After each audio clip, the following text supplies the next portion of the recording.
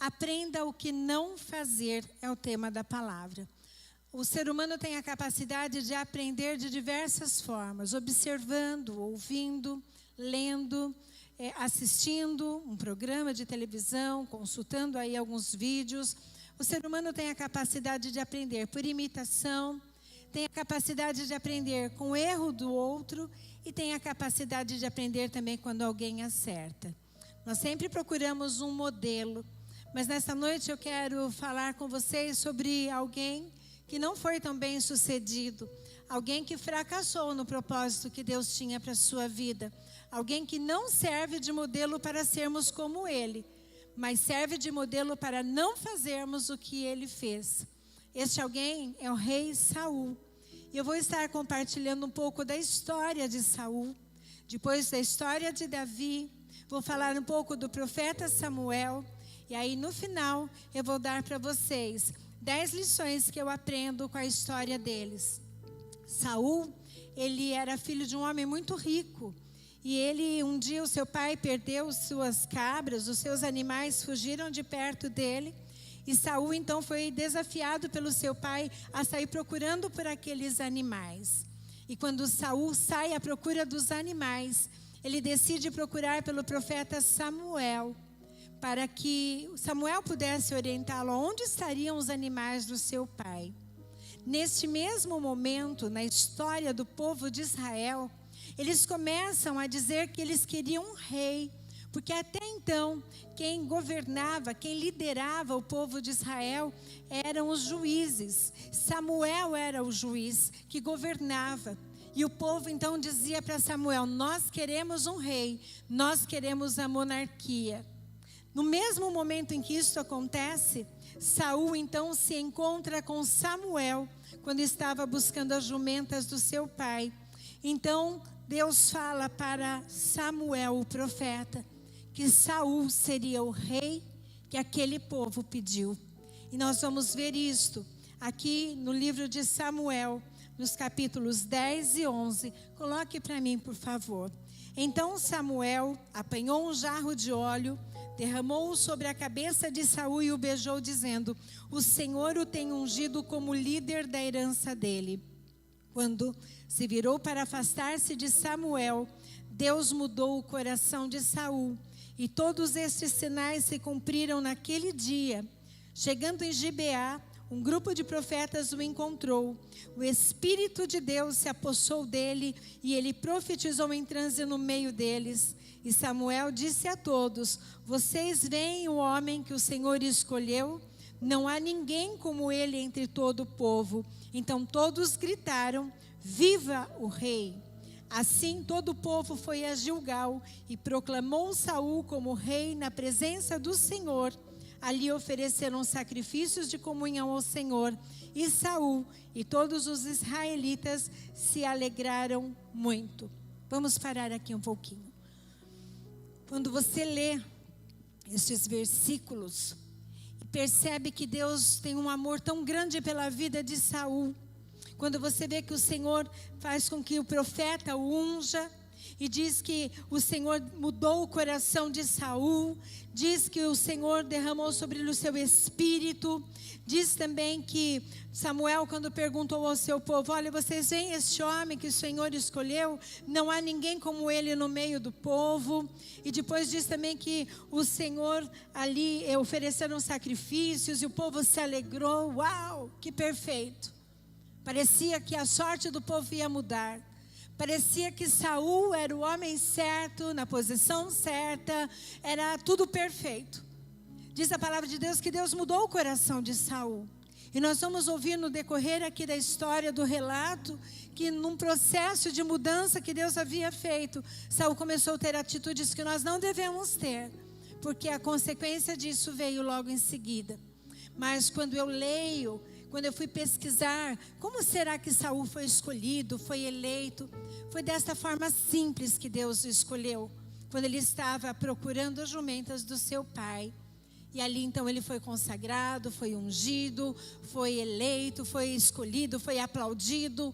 Tudo estava propício para que Saul desenvolvesse o melhor reinado de sua vida e se tornasse o único rei de Israel. Se não fosse, aquilo que ele não deveria ter feito.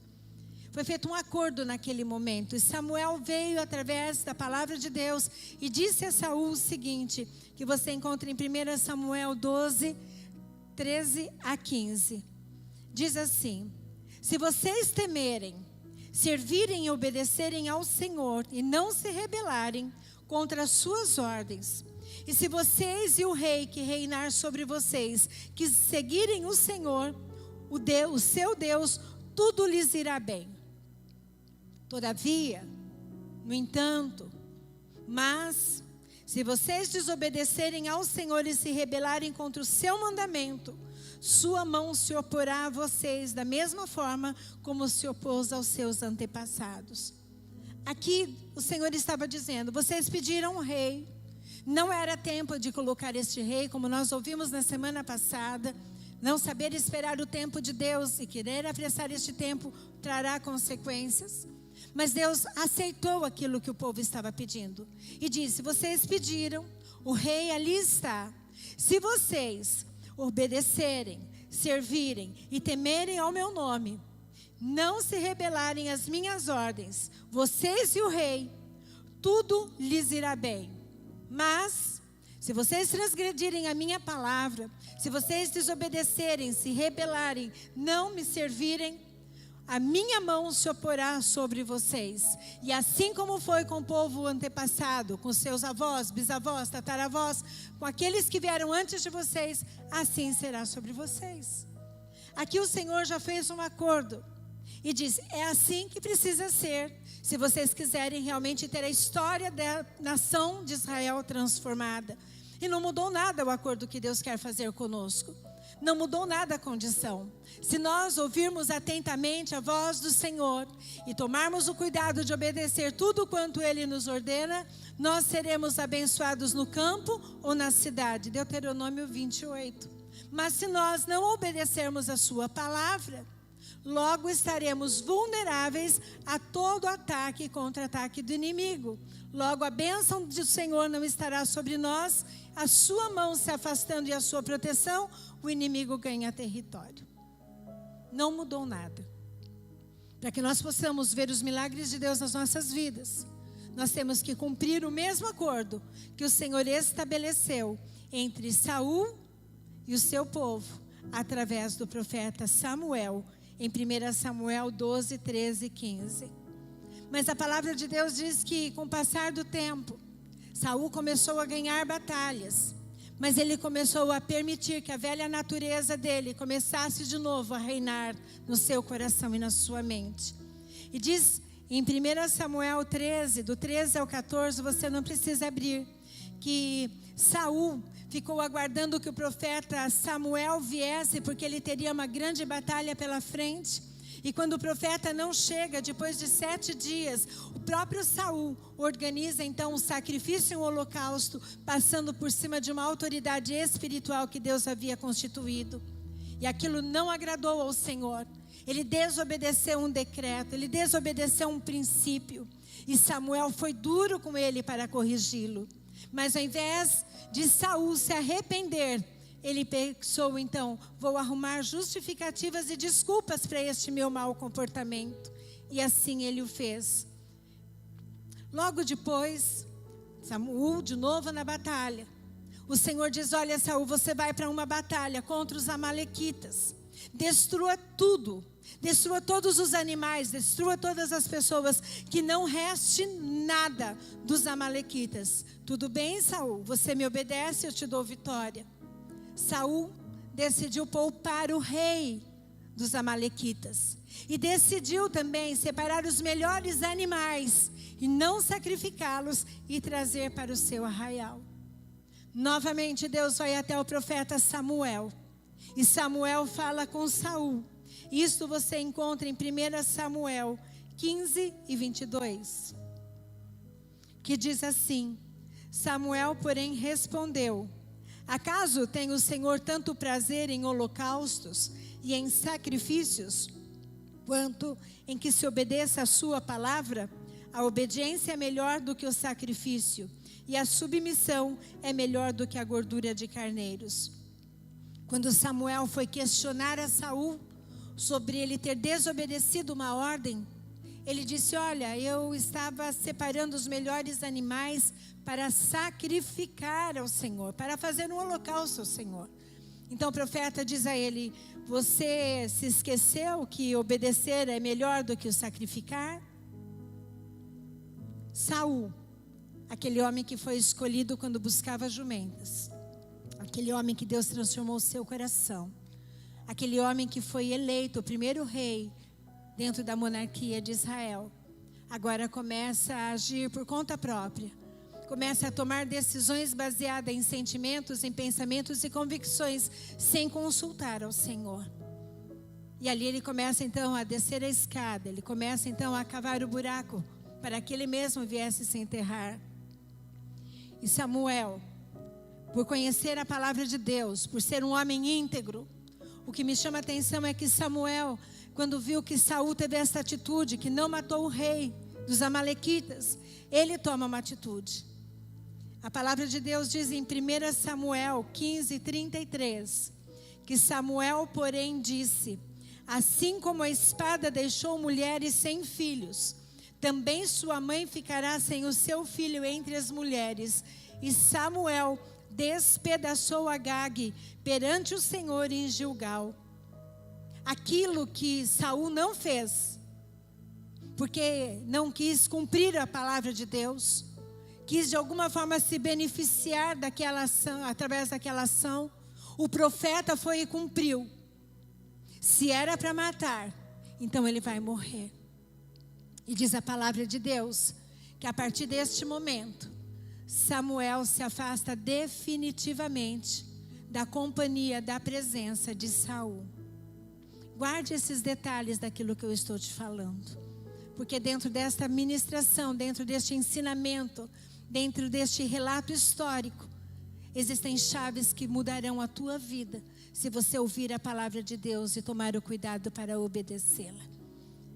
Diz a palavra de Deus então que Saul, a partir daquele momento, se afastou completamente. Samuel se afastou completamente de Saul. E neste inteirinho o Senhor fala para Samuel, em 1 Samuel 15:10, que ele havia se arrependido de ter colocado Saul como rei. Entenda que Deus não erra naquilo que faz, mas quando ele usa o termo arrependido, talvez ele esteja querendo dizer para nós: olha, eu coloquei porque vocês pediram, mas ele não permanecerá lá por muito tempo. Diz a palavra de Deus que depois que Samuel morreu, Saul faz a terceira coisa que, se você ler a história dele, comete o terceiro erro fatal, dentre outros erros que nós vamos comentar. Ele foi procurar uma vidente, porque ele tinha uma batalha muito árdua para enfrentar contra os filisteus. Diz a palavra que durante todo o reinado de Saul, a guerra maior era sempre contra os filisteus, aquele da onde veio Golias. E diz que ele foi procurar uma vidente, queria que aquela vidente recebesse o espírito de Samuel para que pudesse orientá-lo. Veja, ele simplesmente abriu mão de todos os princípios da palavra de Deus. Ele estava disposto a fazer qualquer coisa para se manter no poder. Paralelo a isto, o menino está cuidando das ovelhas do seu pai. E vai um profeta até a sua casa. E fala com Jessé e diz: olha, me traga os seus filhos, porque desta casa vai sair um rei. Diz a palavra de Deus que Jessé trouxe todos os seus filhos. E Deus disse: olha, você olha a aparência, mas eu conheço o coração, não é nenhum destes. E ele pergunta então para Jessé: existe mais algum filho? Ele diz: olha, existe, mas é um pastor de ovelhas. Peça para que venha. E quando Davi chega na presença de Samuel, Deus diz: é este que será o rei de Israel. E Davi é ungido a rei de Israel através do profeta Samuel, o mesmo que Saul, pelo qual Saul foi ungido. Note, as histórias começaram iguais.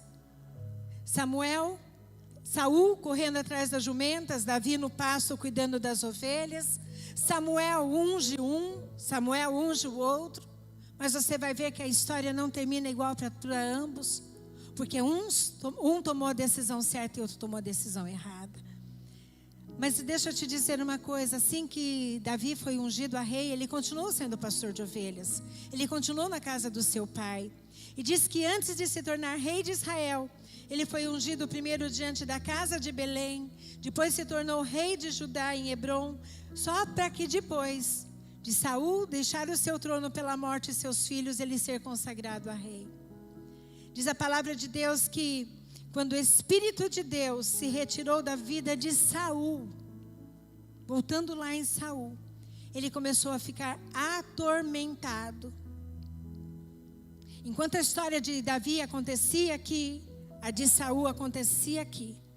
Quando ele se abandonou o Senhor permitiu que espíritos atormentadores viessem sobre ele. Então agora a história dos dois vai se cruzar, porque esses espíritos só eram expulsos, só davam paz para Saul quando ouviam o som de uma harpa. Então Saul pergunta: vocês conhecem alguém que toque harpa?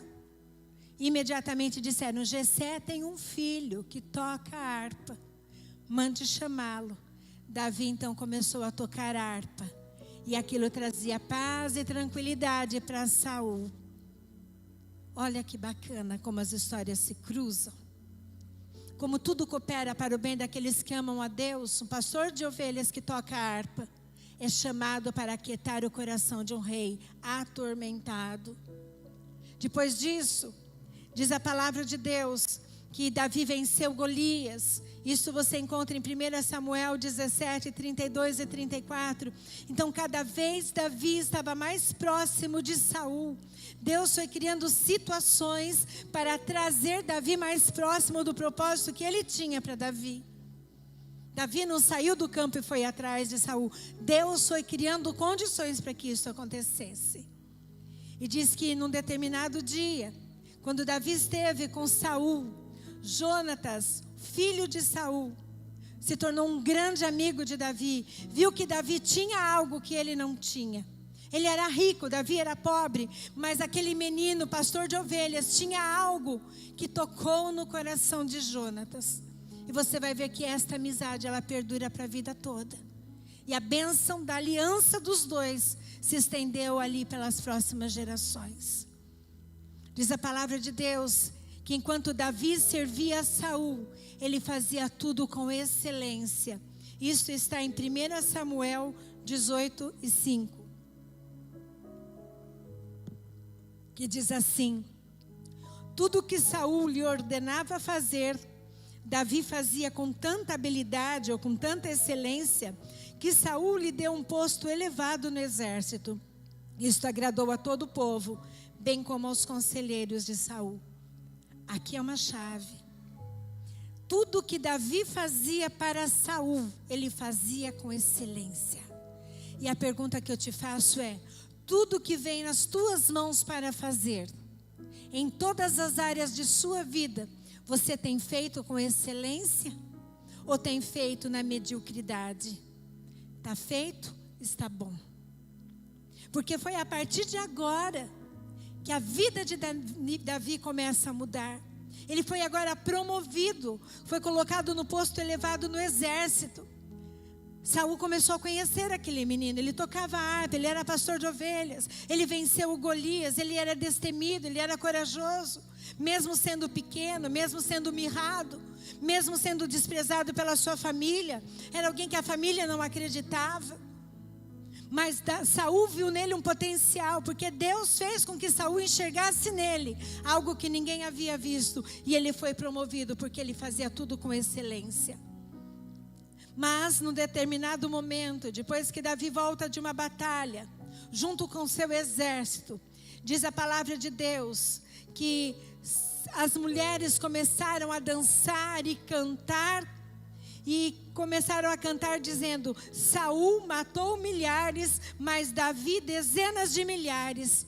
A partir daí, suscitou na vida de Saul inveja, raiva, ira, porque ele não suportava ver alguém tendo uma aceitação maior do que a dele, tendo um reconhecimento maior do que o dele. Afinal, ele era o rei e ele queria tudo para si. E diz que a partir deste momento, o espírito maligno se apoderou da vida do rei Saul, quando ele começou a ter inveja daquilo que Davi estava conquistando. E Saul, quando começou a perceber então que Davi começou a ser querido, amado pelo seu povo, elogiado, admirado, diz em 1 Samuel 18:12, que Saul tinha medo de Davi, porque o Senhor o havia abandonado e agora estava com Davi. A inveja foi tão grande. E não era só uma inveja porque Davi havia ganho batalhas e agora ele era homenageado pelas mulheres quando entrou na cidade. É porque ele sabia que a unção que estava sobre a vida dele, esteve sobre a vida dele um dia, não estava mais, mas agora estava sobre a vida do seu sucessor Davi. E agora ele começou a ter medo. Então Saul toma uma decisão de afastar Davi de sua presença, fazê-lo rebaixá-lo e dar para que ele comandasse apenas uma tropa de 1000 soldados. Um homem que estava na alta patente do seu exército, agora é colocado para cuidar de 1000 soldados. Mas lembre-se, tudo o que Davi fazia para Saul, ele fazia sempre com excelência. Tanto fazia para Davi cuidar de uma tropa, de um exército, ou cuidar de 1000 soldados. Ele continuaria fazendo com excelência. Por quê? 1 Samuel 18:14. Ele tinha êxito em tudo o que fazia, pois o Senhor estava com ele. Todo Israel e Judá, porém, gostavam de Davi, pois ele os conduzia em suas batalhas. Davi sempre fazia tudo com excelência, porque ele sabia que quem o alistou não foram homens, mas foi o próprio Deus. Quando você entende isso, você vai ser a melhor dona de casa, você vai ser a melhor esposa, vai ser o melhor marido, você vai ser o melhor líder, você vai ser o melhor funcionário, o melhor colaborador, o melhor diácono, o melhor levita, porque você entende que quem te chamou para fazer não foram homens, mas foi o Senhor através da vida de pessoas. Davi tinha esta convicção. Então quando diz, ele tinha êxito em tudo o que fazia, pois o Senhor estava com ele. Ele entendia que Deus estava com ele. E se Deus estava com ele, nada menos do que a excelência poderia sair dele. Porque o nosso Deus é um Deus de excelência.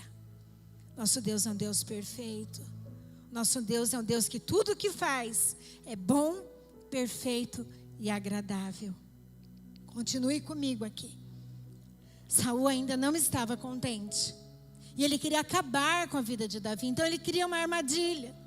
E essa armadilha foi: olha, Davi, você não quer se casar com a minha filha Merabe, minha filha mais velha? Davi recusa se casar, porque ele dizia: quem sou eu?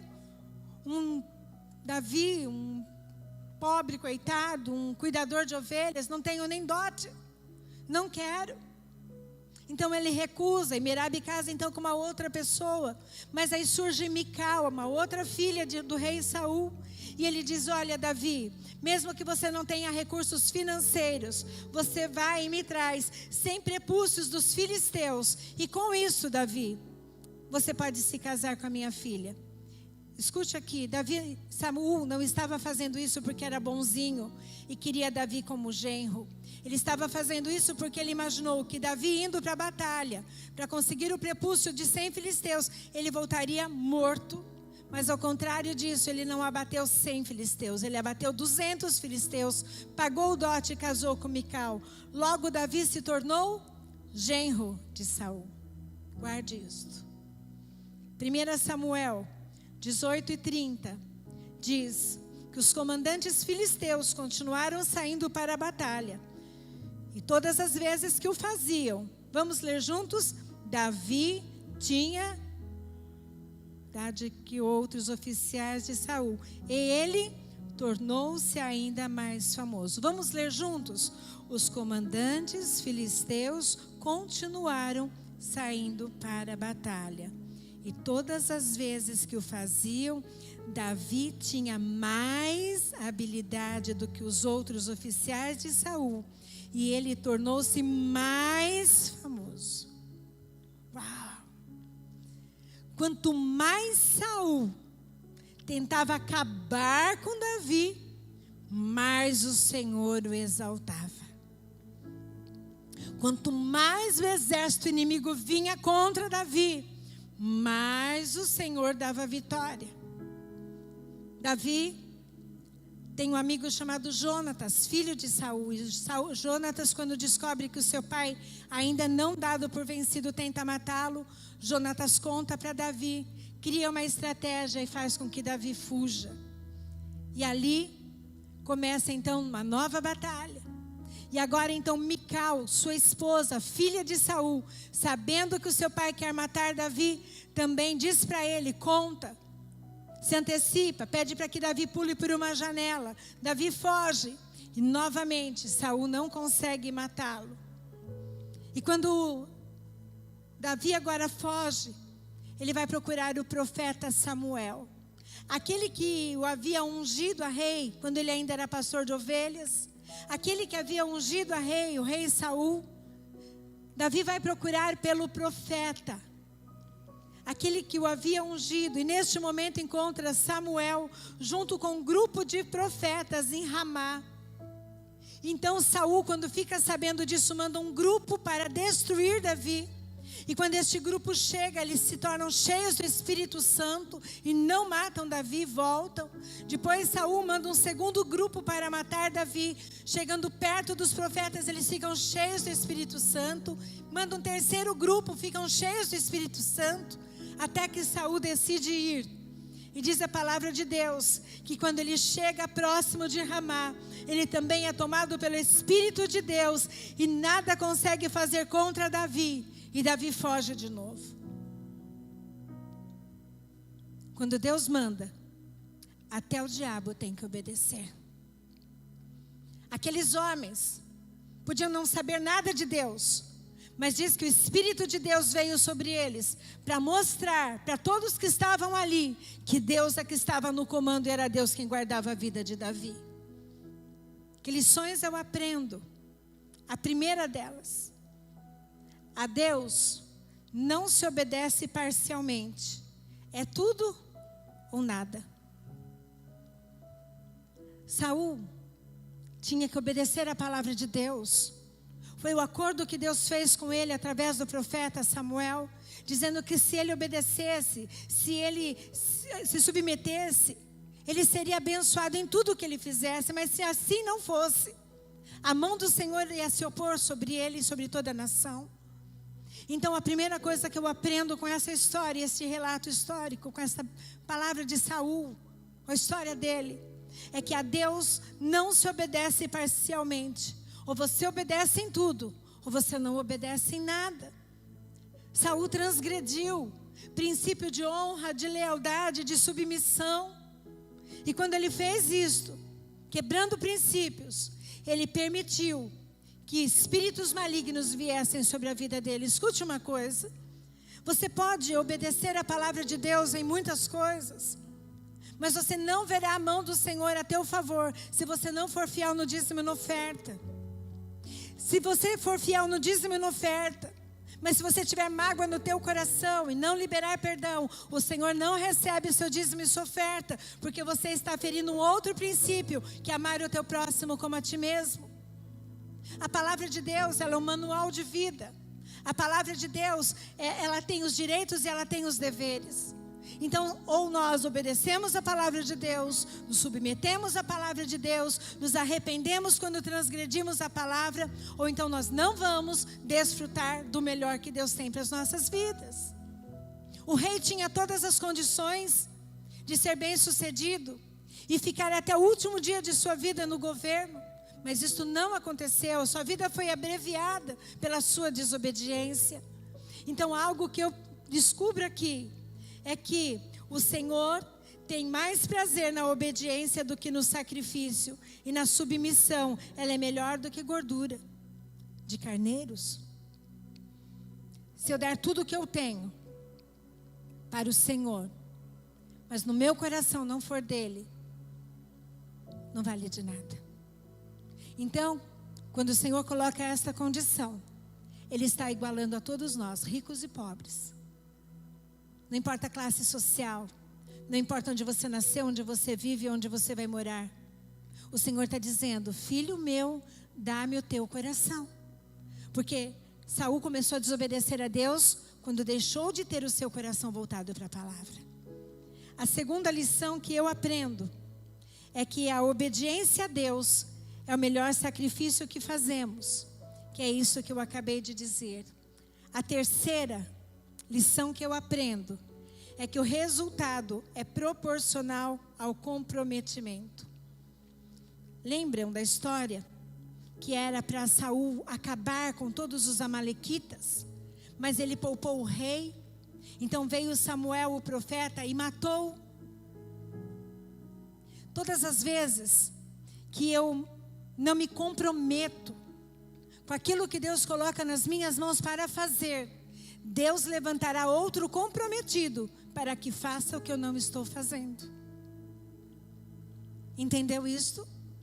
Todas as vezes que eu, como comprometida, não faço o que devo fazer, Deus levantará um outro comprometido para fazer. E aí o meu resultado não será o esperado. Talvez por isso muitos tenham um resultado e outros tenham outros. Deus sempre levantará uma pessoa comprometida para fazer o que o descomprometido não terminou de fazer ou não fez. Quem está inventando isso? Sou eu? É o Ministério Renovação em Cristo? Ou a palavra nos mostra isto? Samuel, porém, disse: assim como a sua espada deixou mulheres sem filhos, também sua mãe ficará sem o seu filho entre as mulheres. E Samuel despedaçou Agag perante o Senhor em Gilgal. Uma quarta lição que eu aprendo é: caminhe com pessoas alinhadas ao teu propósito de vida. Lembram na história? Quando Saul transgrediu, não se arrependeu. Quando Saul começou a arrumar desculpas, a partir daquele momento, Samuel disse: você vai para um lado e eu vou para o outro. E nunca mais se encontraram. Então caminhe com pessoas que estejam alinhadas ao propósito de vida que você tem. Aquilo que Deus tem colocado no teu coração para fazer. Não caminhe com pessoas murmuradoras. Não caminhe com pessoas que desprezam a tua fé. Se a sua fé for fraca, mas se ela for forte, caminhe com essas pessoas, porque elas vão servir de lixa para você. Vão servir de prumo para você. Vão servir para parar as tuas arestas. Porque andar com os diferentes também nos acrescenta se nós formos inteligentes e sábios. A palavra de Deus diz em 1 Samuel 15:34 que nunca mais Samuel viu a Saul até o dia de sua morte. A quinta lição que eu aprendo é que a queda de um homem é como uma escada invertida, um passo por vez. Peguei esta imagem de uma escada e eu a inverti. Porque quando eu leio a história de Saul, eu percebo que ele não caiu no primeiro degrau. Ele foi numa sucessão de degraus e foi caindo, até que depois da morte do profeta, ele vai lá e procura uma vidente. Quer dizer, ele foi cavando cada vez mais para baixo. Então, a queda de um homem é como uma escada invertida, é um passo por vez. Ele não respeitou a autoridade do profeta Samuel e fez o holocausto. Não se arrependeu do seu erro e arrumou desculpas. Desobedeceu a Deus quando era para destruir tudo e todos. Teve inveja de Davi. Criou armadilhas para matar Davi, oferecendo suas filhas em casamento. Quer dizer, foi uma sucessão de erros e de atitudes que nós não devemos ter, se nós quisermos ter uma vida abençoada. Então, você pode errar, eu posso errar. A Bíblia diz que o cair é do homem, mas o levantar é de Deus. Mas permanecer caído ou continuar no erro, procrastinando a mudança que Deus quer fazer na tua vida, isso não pode. Existem pessoas que dizem: mas agora eu já pequei, já estou destituída da presença de Deus. Enquanto há vida, há chance. Enquanto há vida, há esperança. Enquanto há vida, você pode se arrepender e alcançar misericórdia. O sangue de Jesus te limpa e te purifica de todo o pecado. Mas você precisa se arrepender. Se Saul tivesse se arrependido, Deus talvez, ao invés de dizer: olha, me arrependi de tê-lo colocado como rei, Deus talvez dissesse: nossa, Saul, que coisa linda. Por causa disso, o meu decreto então estará ainda mais estabelecido sobre a tua vida. Ninguém governará no teu lugar. Mas ele não se arrependeu. Como Adão, quando pecou, se escondeu. E quando Deus o procurou, ele disse: me escondi porque tive medo. Deus sabia onde ele estava, mas estava querendo que ele se arrependesse. A sexta lição é: a excelência gera recompensa. 1 Samuel 18:5 diz que Saul lhe deu o posto elevado no exército. Isto agradou a todo o povo, bem como aos conselheiros de Saul. Tudo o que Davi fazia, ele fazia com excelência. Onde você quer chegar? No teu trabalho, na tua rua, no ministério? Aonde você quer ser reconhecido? Na faculdade, na escola, nos teus relacionamentos? O segredo está aqui: excelência. Ah, mas eu só abro a porta. Excelência. Mas eu só limpo o vaso. Excelência. Eu só cuido dos banheiros. Excelência. Ah, mas eu só distribuo. Excelência. Mas eu só... Excelência. Mas eu só ajudo a empurrar uma cadeira de rodas. Excelência. Hoje, o irmão Carlos, quando nós chegamos, eu pedi ajuda dele. Ele imediatamente se dispôs a nos ajudar a trazer a minha mãe. Imediatamente ele se prontificou, parou tudo o que estava fazendo, correu e nos ajudou. Excelência. Você quer promoção? Você quer reconhecimento? Você quer recompensa? Seja excelente no pouco, para que Deus te coloque no muito. A sétima lição que eu aprendo é que o medo é sintoma da falta de Deus. Depois que Saul fez tudo aquilo e Deus se afastou dele, diz a palavra que Saul tinha medo de Davi, porque o Senhor o havia abandonado e agora estava com Davi. Ei, escute, Davi nunca foi o inimigo de Saul. Ele teve várias oportunidades de matar, 2 pelo menos. Uma ele cortou a capa e a outra ele pegou alguns utensílios para mostrar para Saul. Ele tinha a oportunidade de matar Saul, mas ele não matou, porque dizer ele é um ungido de Deus. Quem sou eu para tocar nele? E diz a palavra de Deus que Saul tinha medo de Davi. Não tinha nada a ver com Davi, tinha a ver com Saul. A ausência de Deus na vida de Saul fez com que ele visse coisas que não eram para que ele tivesse visto. Por que ele teria medo de Davi? Davi era um bom soldado, Davi era um bom guerreiro, Davi destruiu Golias, Davi agora casou com a sua filha. Davi tinha qualidades que poderiam agregar ao reino de Saul. Mas aqui diz que Saul teve medo de Davi, porque o Senhor o havia abandonado. Então o problema não é o outro.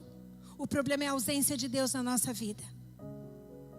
O problema não é o que o outro tem, não é o que o outro conquista, não é o que o outro é. É a ausência de Deus na nossa vida. Quando nós temos falhas em relação ao nosso relacionamento com Deus, então começam a surgir os problemas. Você quer endireitar o teu relacionamento com pessoas? Endireite o teu relacionamento primeiro com Deus. 8ª chave, já estamos chegando na 10ª. A armadilha do inimigo, Deus usa para te promover. Davi tornou-se rei, genro do rei Saul, quando se casou com Mical. Diz a palavra de Deus que Mical, a filha do rei Saul, se apaixonou por Davi. E quando ela casou com ele, ela estava felicíssima. E Saul, quando viu isto, ficou ainda mais apavorado. Diz a palavra de Deus em 1 Samuel 18, 28 e 29, quando Saul viu claramente que o Senhor estava com Davi e que sua filha Mical o amava, temeu ainda mais e continuou o seu inimigo pelo resto da vida. O mal que Saul quis fazer para Davi virou uma recompensa. Então a armadilha que o inimigo te prepara, Deus irá usar para te promover. 9ª lição. As batalhas que você enfrenta te darão maior autoridade. Você pode dizer amém? Vamos falar juntos? As batalhas que eu enfrento me darão. Ai, essa autoridade está fraquinha. As mulheres, vamos lá. As batalhas que eu enfrento me darão. Homens,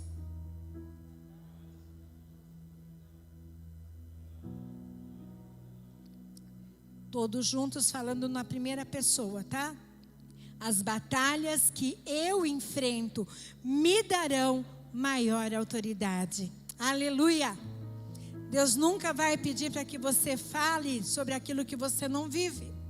Deus nunca vai te dar uma autoridade sobre um processo que você não viveu. E aqui em 1 Samuel 18:30 diz: os comandantes filisteus continuaram saindo para a batalha, e todas as vezes que o faziam, Davi tinha mais habilidade do que os outros oficiais de Saul, e ele tornou-se ainda mais famoso. Se Davi só tivesse enfrentado a batalha uma vez, ele não seria famoso. Se Davi tivesse ido para a guerra apenas uma vez, logo ele teria sido esquecido. Se Davi tivesse enfrentado apenas um adversário, ele nunca teria o sabor da vitória. Mas diz a palavra de Deus que todas as vezes em que as batalhas continuaram, Davi ia com mais habilidade que outros oficiais e se tornava ainda mais famoso. Eu não sei qual é a adversidade que você tem enfrentado, eu não sei qual é a batalha que você tem guerreado, mas eu quero te dizer nesta noite que na área que você tem mais sofrido, o Senhor te dará maior autoridade para poder ajudar a outros. Aleluia! Louvado seja o nome do Senhor. Eu tenho um primo que para mim ele é uma referência. Ele perdeu a mãe muito nova, com 39 anos, irmã da minha mãe, e deixou 7 filhos órfãos. E o mais velho, Gilberto, com 17 anos, ficou completamente perdido, andando e perambulando pelas ruas, até que num dia ele teve encontro com Jesus, e aquilo mudou a vida dele, mudou a história dele. O Gilberto é irmão da Ana Dalmaso, que é diaconisa daqui também. A vida do Gilberto foi transformada quando ele teve encontro com Jesus. E o ministério dele, então, que seria um ministério de ouvir falar ou de contar o caso de alguém, se tornou autoridade na vida dele. Hoje ele trabalha com pessoas de terceira idade, hoje ele trabalha com casais, hoje ele trabalha resgatando vidas que passaram pelo processo do luto e da perda. Hoje ele tem autoridade para falar, ele sabe do que ele está falando, tem propriedade para falar. Então a sua batalha não é para a morte. A tua guerra não é para a morte, a tua luta não é para que você seja envergonhado, mas é para que você adquira uma experiência que te traga uma autoridade maior sobre o assunto. Isso é lindo quando nós entendemos que a batalha não é para o fim, mas é para o começo de um novo nível, um novo nível, um novo nível. Você quer mudar de nível? Então peça para que o Senhor te dê mais batalhas. Ninguém fala amém? Quer mudar de nível? Então suporte as batalhas. Quer ter autoridade sobre um determinado assunto? Suporte a batalha, sem reclamar. Veja lá na frente o que Deus vai fazer através da tua vida. Veja como Deus irá te usar. E você vai perceber isto, porque muitas outras pessoas que estão passando pelo mesmo processo vão começar a te procurar para pedir conselhos. E você vai dizer, mas eu contei para vocês no processo da enfermidade do meu marido, pessoas me procurando para orar pelo mesmo processo que eu estava passando. Eu dizia, não acredito, vou ter que orar pelo mesmo processo. O Senhor falou, vai, por isso que você está no processo. Hoje eu tenho autoridade para falar que o Senhor Jesus tem o poder de curar o enfermo, de levantar o morto, de sarar, de transformar. Ele tem o poder. E a 10ª lição é que a prudência é o divisor que separa o rei do tolo. Davi começou como rei, terminou como um tolo. Ele morreu. Ele se jogou contra a própria espada, depois de perder uma batalha e ver os seus filhos também mortos. Dizem que ele ficou tão possuído por esse espírito que parecia uma pessoa com problemas psiquiátricos, com esquizofrenia, com doença mental. Ele saiu do trono para terminar morto pela sua própria lança. Então a prudência, diz que 1 Samuel 18, 14 e 15, assim eu vou terminando, diz que Davi se conduzia com prudência em todos os seus caminhos, e o Senhor era com ele. Vendo então Saul, que tão prudentemente se conduzia, tinha receio, medo dele. Tudo começou na vida de Davi e terminou na vida de Davi desta forma. Davi sendo rei de Israel, um homem segundo o coração de Deus, porque Davi se conduzia, agia, procedia com prudência. Em que momento? Em todos os seus caminhos. Se coloca de pé, grupo de louvor. Aleluia. Aleluia. Enquanto eles se posicionam, este material estará disponibilizado para os pequenos grupos. E nos pequenos grupos eles vão estar compartilhando esta palavra, remoendo esta palavra. Essas 10 chaves e essas 10 lições. Então eu te desafio a fazer parte de um pequeno grupo. Você pode entrar em contato conosco, enviar uma mensagem através do site, das redes sociais. E dizer onde você mora e nós estaremos indicando, através da Caroline, através da Renata, dos irmãos, do Fernando, dos irmãos líderes e supervisores, estarão te indicando, da Viviane, te indicando um pequeno grupo perto da tua casa. Então que você possa fazer parte para meditar sobre esta palavra, as 10 chaves, incluindo aquelas que você não deve fazer. Então a primeira chave: a Deus não se obedece parcialmente, é tudo ou nada. A obediência a Deus é o melhor sacrifício que você pode fazer. O resultado é proporcional ao comprometimento. Caminhe com pessoas alinhadas ao teu propósito de vida. A queda de um homem é como uma escada invertida, um passo por vez. A excelência gera recompensa. O medo é sintoma da ausência de Deus. A armadilha do inimigo, Deus usa para te promover. As batalhas que você enfrenta te darão maior autoridade. E a prudência é o divisor que separa o rei do tolo.